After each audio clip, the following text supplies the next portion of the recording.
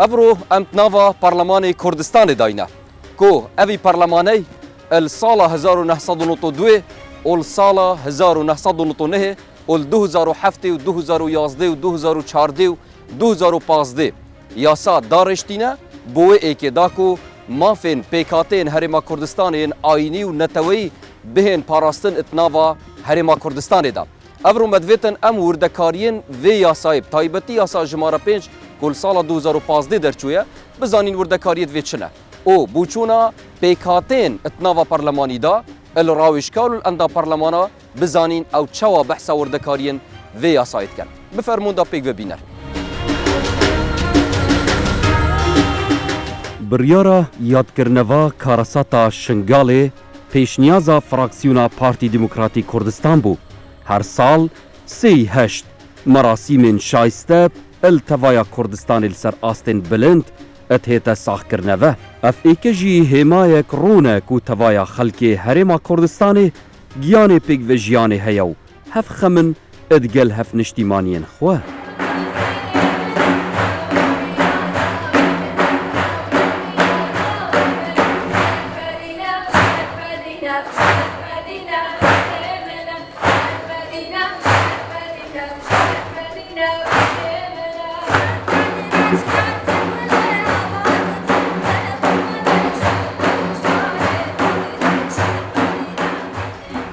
فراکسیۆنی پارتی هەمیشە خۆی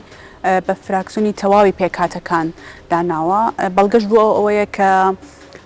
لە فراکسیۆنی پارتی دیموکراتی کوردستان دوو ئەندام هەن کە سەر بە پێکاتەی جیاوازن یەکێکیان ئێزیدن یەکێکیانش کاکەین کە خۆمم ئەمە لە دوای ماوەیەکی زۆر چکۆ لە خولی چوارەم ئەو لە خولی سێمیش ئێمە پێکاتی کاکەی لەناو پەرلەمان نەبوون ئەو دەرفەتەیان پێ نەدرابوو بەڵام خۆشبەختانە لەم خولە دەرفەت درا بەڵام لە هەمان کاتدا کە ئەو پێشنیازەی جەنابتان لە پەرلەمان پێشنیار کراوە و دواتر بوو بە بڕیار لە پەرلەمانی کوردستان لە نەتیجەدا پێکاتەکانی تری وەکو لایەنە سیاسیەکان و ئاینەکانی تر یعنی دەنگیان لەسەرداوە ڕێژەی زوری نەهێناوە وایە ینی کەواتە هەموو بەشدار بووینە لەمەدا فکرەکە گڵاڵە کرا دواتر ئاراستەی لیژنەکان کرا کە کاری لەسەر بکەن دواتر ئاراستەی سەرۆکایەتی پەرلەمان کرا و زۆر خۆشبەختانە لەلایەن هەموو فراکسیۆنەکانەوەش پاڵپشتی لێوە کرا چ ئەوانی لە حکوومەتن چ لە ئەوانی ئۆپۆزیسیۆنیشن دەنگێکی باشیشی هێنا یعنی ئێوە وەکو ئەندام پەرلەمان چ وەکو فراکسیۆنەکان بن چ وەکو ئەندام پەرلەمانەکان بن چ وەکو سەرۆکاتی پەرلەمان بیتن چەند توانیوتانە ئەم دەنگە بگەینن بە جیهان بە لە ڕێکارەکانی وەکو بڵێن ڕسمیات یعنی بگەینن بە خەڵکانی تر کە ئەم کارەستا بەسەری ملەتی ئێمە هاتووە یان ڕەوشی پێکەوە ژیان لە هەرمی کوردستان بەم شێوەیە دەرکردنی بڕیارێکی هاوشێوە تەبان ڕنگدانەوەی خۆی هەیە لە ئاستی نێودەوڵەتیش لە ئاستی ئیقلیمیش بەوەی کە پەرلەمانی کوردستان مادام بڕیارێکی وای بە پەسەند زانی و دەنگی لەسەردا بە دەنگێکی زۆریش بوو بە بڕیار ئەوەیە کە نوێنەرایەتەکانیش دەگەیشتنێتە ئەو واقعی کە بەڵێ ئەمە کەیسێکە کە دەبێت بە جددی کاری لەسەر بکرێت و ئێمە وەکو پەرلەمان زۆر هەوڵیشمان داوە ئەندامانی پەرلەمان لە لیژنە جیاوازەکان لە فراکسیۆنە جیاوازەکانیش وەکو فراکسیۆنی خۆشمان یەکەم خاڵیش کە گرنگە ئێمە پێداگیری لەسەر بکەین ئەوەیە کە چۆن بتوانین پاڵپشتی هەم حکوومەتی هەرێم بین هەم دەنگی خۆمان بگەینن بە ئاستی نێودەوڵەتی کە ئەو ناوچانەی ئەو زوڵمەی دەرحەقرا کە داعش لە ساڵی 2014 هێرشی کردە سەر هیچ چەنگاوێکی کردداری هاویشتیتانە بیگەڕینەوە دۆخی پێشووی بە تایبەتی لە ڕووی ئەمنیەوە ئەوە بوو کە حکوومەتی هەرێم لەگەڵ حکوومەتی بەغدا زۆر ڕێکەوتنێکی باشیان واژوو کرد بۆ ئەوەی بە تایبەتی لەسەر دۆخی شنگال ڕەنگە چیاسەیەک 100% جیبەجێنەوی بەس ڕێژەیەک هەیە کە جیبەجێبی تا چه ئاستێک ئەمە جیبەجێ بوو ئەم شتانە خۆی پێش ئەم یاسایە هەرێمی کورتا خاوەن کللتورێکی بەڵێ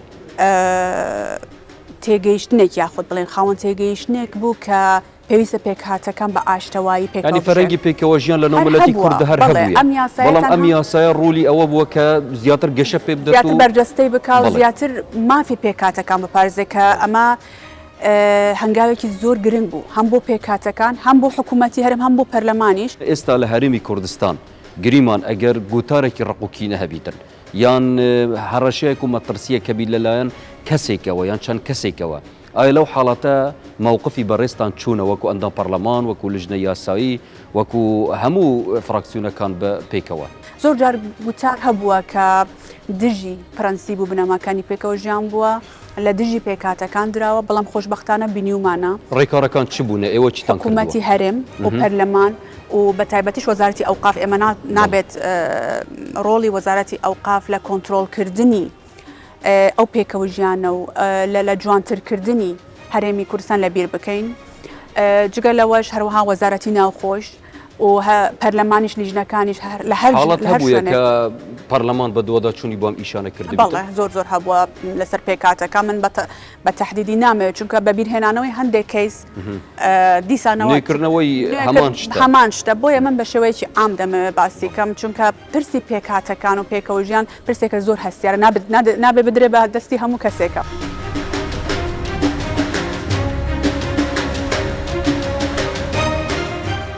یاسای پاراستنی مافی پێکاتەکان لە کوردستان عراق بەشی یەکەم مادەی یەک مەبەستی ئەم یاسایە لەم دەستەواژە و زاراوانەی خوارەوە و ماناکانی بەرامبەریانە. یەکەم حکوومەتی هەرێمی کوردستان عراق. دووەم پێکاتەکان کۆمەڵانەتەوەیەکان تورکمان کلدانی سریانی ئاشووری و ئەرمەن و کۆمەڵە ئاین و ئاینزاکان مەسیحی ئێزدی سابی ئەیمەندایی کاکەی شەبەک فەیلی زەردەشتی و هیدیکە کە هاوڵاتی کوردستانی عراقن. مادەی دوو حکومەکانی ئەم یاسایە بە سەرگەشت هاوڵاتیانی کوردستان عراق کە لەو پێکاتانەدا پیادە دەکرێت. بەشی دووەم مادەی سێ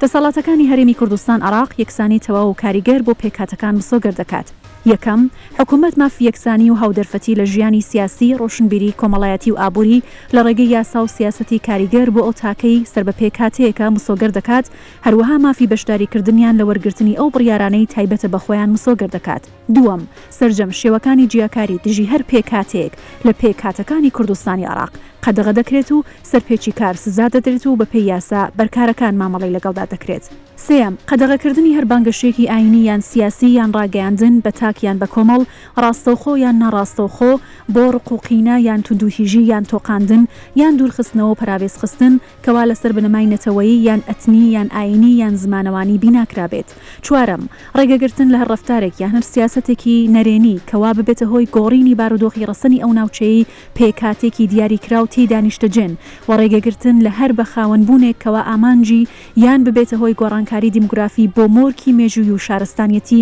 ناوچەیەکی دیاریکراو بە هەر هۆیەک بێت و لەژێر هەر پاساوێک بێت. پێنجەم چارەسەرکردنی زێدەڕۆی ئەنجامدراو لەسەر ناوچەکانی هەر پێکاتێک و گەڕانەوەی بارەکە بۆ حاڵەتێکی پێش ڕوودانی زێدەڕۆیەکە و نەهێشتنی ئەو ئاسەوار و پاشماوانەی بوونەتە یان دەبنە هۆی گۆڕانکاری دیموگرافی یان قەرەبووکردنەوەیان لە حاڵەتی ئەستەمی گەڕانەوەی بارەکە بۆ حاڵەتی پێشوو. شەشەم لە کاتی دیاریکردنی سنووری یەکە کارگەڕیەکان و بازنەکانی هەڵبژاردن و لە کاتی دانانی پلانی گەشەپێدانی ئابووری و پەرەپێدانی کۆمەڵگەکانی نیشتەجێبوونی شارەدێ و لادێ هەروەها پاراستنی ژینگە حکوومەت بارودۆخی خۆجێیی پەیوەندی کۆمەڵایەتی بەرژەوەندی ئابوووریەکان و نەریتە چەسپاوەکانی پێکاتەکانی ئەو ناوچەیە لەبەرچاو دەگرێت. حوتەم حکوومەت کار دەکات لەسەر هاندانی گەڕانەوەی ئەو کەسانەی سەر بە پێکاتەکان و لەوانە پێشتر دانیشتوانی کوردستانی عراق بوون و ناچاری کۆچکردن بوون و مسۆگەرکردنی مافەشایستەکانیان. هەشتم حکوومەت پابەند دەبێت بە پارێزگاریکردن لە زمانی دایک لە ڕێگەکانی مسۆگەرکردنی فێربوونیان ڕۆشنبیربوون و بەڕێوەبردننی کەناڵی ڕاگەیاندنی تایبەت بەخۆیان. هەروەها حکوومەت کردنەوەی بەشی تایبەت بە زمانە نەتەوەیەکانی پێکاتەکان لە زانکۆکانی کوردستان و دامەزراوەکانی ئەکادمی زانستی زمانەوانی تایبەت بەخۆیان بە پێی پێویستیان مسۆگەر دەکات. پەرلەمانی کوردستانی ڕوولە گرنگ هەبوویە ji بۆ پاراستنا mafên pêkatên Kurdistanê eprêya pesendkirina sîstemê kota. Ev hengave dergehek bû ku tevaya pêkatên Herêma Kurdistanê bikarin nênerên xwe hebin li Perlemanê Kurdistanê. Mamosta Weysî jî ev êke dûpat keteve û bihes li giringiya yasa jimara 5 ket û tevaya yasayên dîtir yên girêdayî bi parastina mafên pêkateyan li Herêma Kurdistanê. Bi bûçûna cenabê te hebûna evan cûre yasane çend giringiya xwe heye bû waqî Herêma Kurdistanê û çend rengvedan heye waqî praktîkî da. پەرلەمانی کوردستان ڕۆڵێکی گرنگی هەبوو لە پاراستنی مافی پێکاتەکان بە پەسەندکردنی سیستەمی کۆتا بۆ ئەوەی نوێنەری هەموو پێکاتەکان لە پەرلەمانی کوردستان بوونیان هەبیت. وێرە ئەوەی پەرلەمانی کوردستان هەمیشە ڕۆڵی دیاری هەبووە لە قوڵکردنەوەی ئەو پێکەوە ژیانە یاخود پاراستنی مافی پێکهاتەکان لەو یاسە و بڕیارانەی کە پەسەندی کردوونە ئەم دکارین بێژین ئەف پێکڤە ژیانە لە هەرێما کوردستانی هەیە وەکو واقعم بینین دێر زەمان تایبەتی ساڵانên پشتی نۆتێ یعنی ژێر سێبەرەوان یاسایا ڕەنگڤدانەکە باش هەیە بە دڵنیاییەوە ڕەنگدانەوەیەکی زۆر باشی هەبووە ئەوەی لە هەرێمی کوردستانی شەیە دەبێت هەموماندان بەو ڕاستێدا بنین ئەوە نە لەبەر خاتری کەسە نە بە فشاری کەسە بەڵکەوە قناعەتی خەڵکی کوردستانە کە دەیانەوێت هەموو پێکهاتەکان لە هەرێمی کوردستان بژین و ئازادانە ئەرک و مافەکانی خۆیان جێبەجێ باشە بێگافکی هەندێک جار دەف هەندێک لایەنی سیاسی بەحسا کۆتاتکەن کە بژنێ جۆرێکش جۆران قۆڕەخکاریەک ناودا هەیە یان بوومەرامێت سیاسی تێنە بکارینان ئەف ئاخفتنە چەند ڕاستە پێکهاتەکان خەڵکی ڕەسەنی ئەم کوردستانن خۆیان دەتوانن بڕیان لە مافی لە چارەنووسی خۆیان بدەن بۆیە ئەوەی لە هەرێمی کوردستان هەیە دەبێت بە هەموو لایەکمان پارێزگاری لێ بکەین و ناشبێت هیچ کەسێک بۆ مەبەستی سیاسی بۆ بەرژەوەندی سیاسی خۆی مەسلەی کۆتایی پێکهاتەکان بەکار بهێنرێت ڕاستە زۆر هەوڵ هەیە کە دەیانەوێت بە هەر شێوازێک بێت سیستەمی کۆتا لە هەرێمی کوردستان گۆڕانکاری بەسەردا بێت بەڵام ئەرچی هەموو لایەکمانە بە تایبەت ئێمەی پەرلەمانتاران کە بە هەموو شێوەیەک پارێزگاری لەو سیستەمە بکەن و پارێزەری مافی هەموو پێکهاتەکان بین ئەvە وێ چەندێت گەینی تەنکو بێژین ئەvە دەربڕینش قەنەعەتە خودکە نەق قوڕەخکاریەش لایەنێکی سیاسیوە دەبێت دان بەو ڕاستێدا بنین ڕێزگرتن لە مافی پێکهاتەکان بەر لە دامەزرادنی پارتی بووە بەرکو لە سەرەتای سەرهەڵدانی ڕێبازی بارزان بووە هەر لە شەیشی عەبدولسەلام بارزانیەوە کە مێژوو ئەو ڕاستیەی بەر لە 100 ساڵ بەر لە ئێستا تۆماری کردووە کە چۆن لە گوندێکی دوورەدەستی وەکو بارزان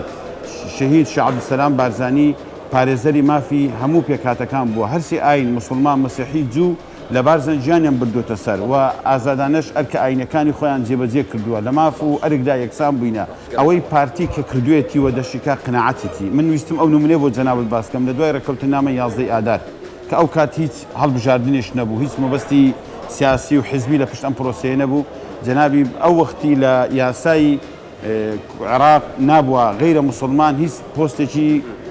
قایمقامیەت وەربگرن بەڵام دوای ڕێکەوتنامە 11 ئادار بە پێداگیری جەنابی بارزانی نەمێرد بۆ یەکەمین جار کەسێکی مەسیحی کە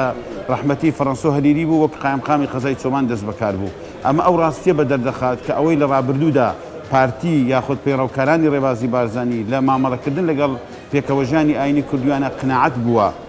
و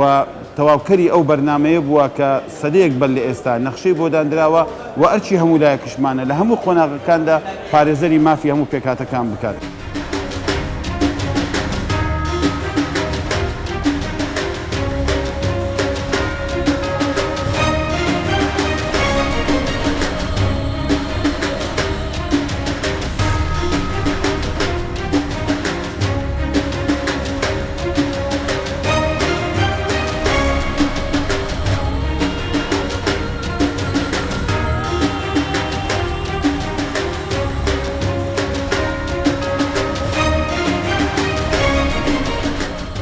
یاسای پاراستنی مافی پێکهاتەکان لە کوردستان عێراق مادەی 4 یەکەم هەر تاکێک مافی هەیە ناسنامەی ئاینی خۆی ئاشکرا بکات و ناسنامەی نەتەوەی بپارێزێت کە ئەندامبوونی بە پێکهاتەیەکی دیاریکراو دەبەستێتەوە و ئەم مافەش تەنها تایبەتە بە تاکە کەس و هیچ لایەنێک مافی نییە لی بسنێتەوە. دووەم هەر پێکهاتەیەک بە یەکسانی لەگەڵ زۆرینە بۆی هەیە ماف و ئازادیە بنەڕەتیەکانی بە ئازادی بیرکردنەوە، ئازادی ڕادەربڕین، دەستگاکانی ڕاگەیاندن، ئازادی کۆبوونەوە دامەزراندنی کۆمەڵە و ڕابیتەکان و ئازادی پیادەکردنی بیر و باوەڕی ئاینیشەوە پیادە بکات و حکوومەت پابند دەبێت بە پاڵپشتیکردن و چاودێریکردنی ئەو پیادەکاریانە بە شێوەیەکی یەکسان لە نێوان پێکهاتەکان بە پێی یاسا بەرکارەکان. سێم هەر پێکهاتەیەک مافی گزارشکردنی هەیە لە ڕۆشنبیری و نەریتەکانی خۆی و حکوومەت پابند دەبێت بە پاراستنی کللتوری ڕۆشنبیری و ئاینی پێکهاتەکان. چوارم ئەو تاکانەی سەر بە پێکهاتێکی دیاریکراون بۆیان هەیە ناوەکانیان بەویستی خۆیان هەڵبژێرن و ناوی سیمبۆل یان کەسایەتیە مێژوویە گرنگەکانیان یان ڕووداوی گرنگ کە بەسەریاندا تێپەڕیوە بەکار بهێن و ناوی کەسایەتیەکانیان لە ناونانی شەقام، گەڕک، گۆڕەپان و شوێنی دیکە لە ناوچەکانیان بەکار بهێنن بە پێی یاسا بەرکارەکان. پێنجەم پێکهاتەکان مافی پشووی تایبەت بە خۆیان لە بۆنەنەتەوەی و ئاینیەکان هەیە و ئەو پشوانەش بۆ ئەوان فەرمی دەبن. سارا نوێنەرە خوشک و براین تورکمانە لە پەرلەمانی کوردستانیت بێژە ئەف یاساین دەرچوون ji بۆ پاراستنا mafên pêkhatەیان gelekit baş bûn. Bilê pêtviye زیاتر برفرهتر ببن و بهن هەموارکردن ئەلدیف خاستن کەتوارێ نەها. یاسای پاراستنی مافی پێکاتەکان کە پێکاتەکان باس لە پێکاتەکان دەکات مافەکانی پێکاتەکانی بە یاسا دیاری کردووە ئەمەش بۆ پێکاتەکان بە شێوەیە گشتی زۆر باشە هەروەک ئەو ڕۆژ دەبینی ئەم یادی ئێزیدیەکانی بە هەمان شێوە لە پەرلەمانی کوردستان بۆی دەرچوو. باشە جەنابتان وەکو تورکمان لایەنی تورکمانی لە پەرلەمانی کوردستان ئێوە چەند ڕازین لە هەبوونی ئەو یاسانە و لە پراکتیزەکردنی ئەم یاسانە؟ ئێمە وەکو یاسا پەرلەمانی کوردستان یاسای باشی دەرکردووە بەڵام ئەگەر دەکرێت کەمێک کەم و کورتی هەبێت لە یاساکان ئەوەش دەبێت بە یاساکان زیاتر دووبارە هەموار بکرێتەوە بۆ ئەوەی زیاتر خزمەت بە هەموو گەلی کوردستان بکاتەوە. ئەوەی تێبینی دەکرێتن شتێکە کە پێویست بە هەموارکردن بیتن مەبەستە ئەوەی کە پێویست دەکرێت بە هەموارکردن هەندێک مادێ مەسەندێک یاسا فەقڕە هەیە لە یاساکە پێویستە زیاتر گرنگی پێ بدرێت و هەمواری بکرێتەوە. بەڵێ زۆر باشە کەواتە یاساکان ئەوانەی لە پەرلەمانی کوردستان دەردەچن چەند سەدای خۆی هەیە لە ناو واقعی حکومڕانیەتی هەرێمی کوردستان کە ئەو یاسانە پراکتیزە کردبن لە ئەمری واقعدا. لە ئەمری واقعدا یاساکان پراکتیزە دەکرێن و جێبەجێ دەکرێن وەکو پەرلەمانی کوردستان ئێمەش بە دوواداچوون دەکەین و چاودێری کارەکانی حکوومەت دەکەین بۆ نمونەیەکی زیندیت هەیە جەنابەت وەکو ئەندام پەرلەمانی کە بڵێ ئەنی شتێکی دیاریکردی هەبووە کە بڵێن لە یاسای ژمارە 5 2015 داهاتیە و ئێوە بە دوواداچوون کردیە کە لە واقعدا هەیە هەبوون هەیە بە دڵنیاییەوە ئێمە بەدادوچونمان کردەوە یەک لەوانەیە کە پێکاتەکان قوتابخانەی تایبەت بە خۆیان هەیە چەندین دەستگای ڕاگەیاندنی کۆمانای تایبەت منیش ئەوم پێمە بەس بوو کە لە واقعدا بینیمانە بە حکمەوەی بەرنامەی پێکەوە ژیان لە زۆر جێگا ڕۆشتینە بینیمانە قوتابخانە هەیە هی زمانی تورکمانە کەواتە ئەمە یەک لە بەرگەکانی ئەو یاسایە کە باز دەکەتن مافی دەربڕینی زمانی دایکی هەیە و خوێندنی بە زمانەکەیان هەیە ئەوە لە واقعدا هەیە بە دڵنیایی ئەو هەیە وەکو پێکاتێک تورکمان و پێکاتێک کریستیانەکان ئێمە چەندین ساڵە چەندی قوتابخانەی تایبەت بە زمانی خۆمان قوتابیەکانمان مناڵەکانمان دەتوانن لەو قوتابخانەدا بخوێنن بەبێ کێشە و بەبێ بوونی هیچ کێشەیەک. یاسای پاراستنی مافی پێکاتەکان لە کوردستان عێراق مادەی 5 دەستە ڕێکخراو نوێنەرایەتی پێکاتەکان شوێنەکانی پەرستنی مافی هاوبەندی گەیاندنی پەیوەندی ڕۆشنبیری فێرکاری و کۆمەڵایەتی و پەرەپێدانیان هەیە لەگەڵ ئەوانەی لە تایبەتمەندی ئەتنی یان ئاینی و نەتەوەی هاوبەشن لەگەڵیاندا لە ناوە و دەرەوەدا بەپێی یاسا بەرکارەکان و لە حاڵەتی هەستانی حکوومەت بە بەستنی پرۆتۆکۆلی نێودەوڵەتی یان هەرێمی تایبەت بە پێکاتەکان بەشداریکردنیان تیایدا مسۆگەر دەبێت. مادەی 6 بۆ مسۆگەرکردنی مافی پێکاتەکان یەکەم مافی بەشداریکردنیان هەیە لە دەسەڵاتی یاسادانان و جێبەجێکردنی هەرێم بە پێی یاسا بەرکارەکان. دووەم لەو ناوچانەی کە چڕی دانیشتوان پێک دەهێنن مافی بەشداریکردنیان هەیە لە بەڕێوەبردننی دام و دەستگا حکومی و ئیداریەکان بە پێی یاسا بەرکارەکان. بەشی سێم مادەی 7 کار بە هیچ دقێکی یاسایی ناکۆک لەگەڵ حکومەکانی ئەم یاسایەدا ناکرێت. مادەی 8 پێویستە لەسەر لایەنە پەیوەندیدارەکان حکومەکانی ئەم یاسایە جێبەجێ بکەن. مادەی 9 ئەم یاسایە لە ڕۆژی بڵاوکردنەوەی لە ڕۆژنامەی فەرمی وەقایعی کوردستان جێبەجێ دەکرێت. هۆیە پێویستکارەکان لە پێناو پاراستن و دەستەبەرکردنی مافە سیاسی مەدەنی کۆمەڵایەتی ڕۆشنبیری و ئابوووریەکانی پێکاتەکان بە پێی یاسا ناوخۆیی و نێودەوڵەتیەکان و بۆ چەسپاندنی گیانی ڕێزگرتن و لێبوردەیی و پێکەوە ژیان لە نێوان هاوڵاتیانی کوردستانی عێراق ئەم یاسایە دانرا. دلم ڕاست سوپاسیا سەرکردێت سیاسیت هەموو پارتێت کوردستانی بکەین نەخواستمە سەرۆکاتیا هەرێمێ و یا حکوومەتێ بایەخە کە زۆر هەموو پێکاتیا دەت پێکاتی چیت نەتەوەی بن چی ئیت ئاینی بن ڕاستی سەرکردایەتیا ما خۆڵ هەموو کاتکەتە خوددان ئێک چاوی حتى بۆ نمونە عەرەبی بژنێ ئەقلیە کێمانە بێت ڕاکردنە پەیڤ پێکاتی وێرسەڵدانان گۆر یاسای و دستورە بۆ مؤسساتە حەقیوان ئی پاراستیە. کوردستان پێگەیەکە هەموو لایە کۆ دەکاتەوە حتمما کوردستان ئەوەی سەلماند پێشتریش کاتێک ئاوارەکانی عێراق کاتێک ڕوویان کردە هەرێمی کوردستانەوە کوردستان زۆر وەک باوەشی دایکێک ئامێزی کردەوە بۆ سەرجەم پێکاتەکان بە کریسیانەوە بە ئێزیدیەکانەوە هەر هەموو لێرە بە ماڵی خۆیان زانی بەڵێ کەمە کورتیەکانیان چیان هەبوو لێرە بۆیان دابین کرا ئەمە کارێک بوو بە کردار بە ڕەفتار کرا پێش ئەوەی بە یاسا بکرێ بەڵام ئێستا کاتێک ئێمە کە ئەوە بەکردات کراوە بە پراکتیک ئەویان سەلماند کوردستان ئەوەی سەلماند بۆ پێکهاتە کە ئەم شوێنی کوردستانیەکانە. مقبولة مشكو كچكك ازديا الدستن تيرورستن داعش رزگار بويا هند هيفيو داخازين خوا پیشکشی لایەنên پەیوەندیدار دکات. برپرسي مايد مازن وحكومة عراقي والبرلمان كردستان كأبوان اخسير ماي ورابان أول كم باهو ليدا ماين أفزارو كت كتشك قالك وكا أفي روجي الهيفيا اخسير خنا هكا وكا في روجي اخسير وان ليفا قرهن أفو 8 سالة فرمان أف سالة هشتيا فرمانيا وديم أف داي كما خوش كما أتجاور ري اخسير خنا چه دا که دوان مای، چه برای دوان مای، چه زارو که دوان مای، چه خشکو برای دوان مای. قالك ممنونة دوانين وسباسيا وانت كاني أفرول فان مراسم عادل بوي.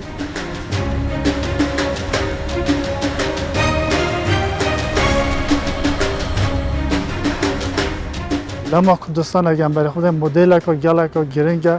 بوان همه وانا حتی شاید یاسایی که در بخید و پاراستن ما فنا پیکاته که بشن به همون شوازه که آزادانه بشن و به هیچ ریگیریه یعنی هم برای خوب دانه هیچ خطابه که تند و تیج دی جوانه تکرن هیچ مترسه لسر جوانوانیه چه جلوی آینه چه جلوی زمان حتی لباره سیاسیش دم برای خوب دانه لباره اداریش داشتن لحمو دامود ازگه که داب مزرن همو پلاپوسته که برگرن بجداریه که کارا هبید لحمو باره که دا جلوی آبوری وشن همو اوه که انجام دن لما او برجد ممارسه کردن آزادی و مافن خو دم پیکاته ها وکو حولاتیان هبیتن او جواک سیماک شهرستانی برگردیدن. پشتی سالا 1991 کردستان برف دیموکراسیت چویه. ام وک مسیحی لسالا 1992 بجدار بوینه لپروسیسا سیاسی و لخول پرلمانی دیو دا سرکرداتیا کردی کاری دلیوه بو پیکاتین دیترجی برخصینید او جی بجدار بون اوه پیوین روبیناینه لبالي صال 1991 بشتي رافرين دا ام هم الظانين كو كردستان برف ديمقراسي وچسباندنا برنامج ديمقراسي چوينه وهروها جي امشين بيجي من صال 1992 ام وقو بكاتت كردان سريان عاشور ام بجدار بوينا البرلمان الكوي 100 كرسي 5 كرسي تايبت بو بكاتت كردان سريان عاشوري بوينا بشتي هنجي صال 2005 بو نتوا تركمان وارمن هاتينا ديار كرن 5 كرسي بو تركمان واكش بو ارمن اف اگر بو چفت گرتن کات وی دمیدا و 2015 جی بحثا هندك نتوا نهات يكرن وهندك آينان جي نهات يكرن بو نمونه آين بهائي لهرما كردستاني هبون هيا وننر خوجي هيا في كل أوقافه بوچی وکو آینه که دیاری کری سر بخون هاتی ناسانده. همشیر بیشن ابیاسا راسته یاسایی که زور گرنگ بو همو پیکاتن تحریم کردستانی چه آینی بیتن چه نتویبن. او یاسای جانبت آماجه پیدای کل نوت 2 دست بکریا و نوت 9 و 2007 و 2011 و حتی 2014 و 15. جداهی چیت نابر اف یاساین دیتر اول سال دیتر درچو و اول سال 2015 بتفصیل تر هاتی بحث کردن. مسألة ياسا هر ياسايك وقت تقدر يخصني يعني فراغك ياساي هبويتكم الجهيدة تأكيد بهروي دميش فراغك ياساي هبوينا وبرا مثلا أفنته وأف آينا جيد زيادة بوينا لو رياستنا هم واركرن وتيتا دولة متكرن خلك ما هفولاتية مسيحي كالهف نشتماني مال هرما كردستاني جيتن يعني الأداء برلمانتاري نيناري خو كالفيرا وكو نيناري مسيحيان يجل همي نتوان مثلا كلدان وآشوري وسريان وأرمن يعني چند شیای ببینه جه رزمندیوان چند شیای مطالب وان بگینه برلمانجی تعمیم بکتن که حکومت کار سر حتى حدك يا مشينا ماكو اندام برلمان كل هر ما كردستان مشينا دخلت خلق خود بقينا برلمان الحكومه نمونه برجسته هي افيا نمونه برجستن چندين يا سايد دي جي افش هر او هيك ديار كتن كو ام اهتمام الدينه اجبلي چندك يا صدر چوبن ابا درست اركي برلمانيه دخلت خلقي كيشو خلقي نافكم الجهدان مثلا كيش زي وزاره ابويا زور جاره ابويا بحث ڕنگ بەدانێکە لە هەرێمە کوردستانی هاتیکە نەمیش حتا حدێک ئەم شیانە چارەسەر بکەین و چەندی نمونێ دیشی تێنک و ئەم شوێنە چارەسەر بکەین پەرلەمانێ و هەروەهاژی مەطالی بدمە مەثەن خەلکردمە خودیتی هەموو دەستگایت حکومی الهەرێمە کوردستان و ئیداری کوشیایە ڕێڤەبەرێت ئێکێ مثلا دەست ببینن وەکو دەستەی مافی مرۆڤ وەکو جێگیری پارێزگا وەکو وەزیر وەکو ئەندام پەرلەمان وەکو ڕێڤەبەرێت ئیداری و دەم و دەستگایت حکومی.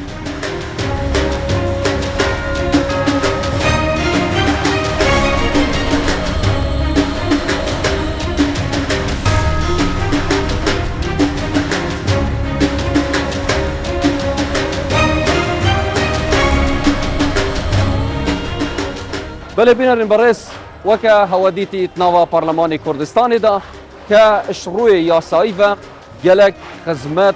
الپیکاتین هرما کردستان هاتی نکرن بو دارشتنا چندین یاسا تایبتی یاسا جماره 5 2015 که پرانیا مافین پیکاتین هرما کردستان تیده هاتی نبرجسته کرن و بشک زور شوان مافانجی هاتی نپراکتیک کرن ات جیان واقعی دا ویره دینگو هیلین جیر چاودریا خدای مزن و دلوان ببینیم خیر و شاد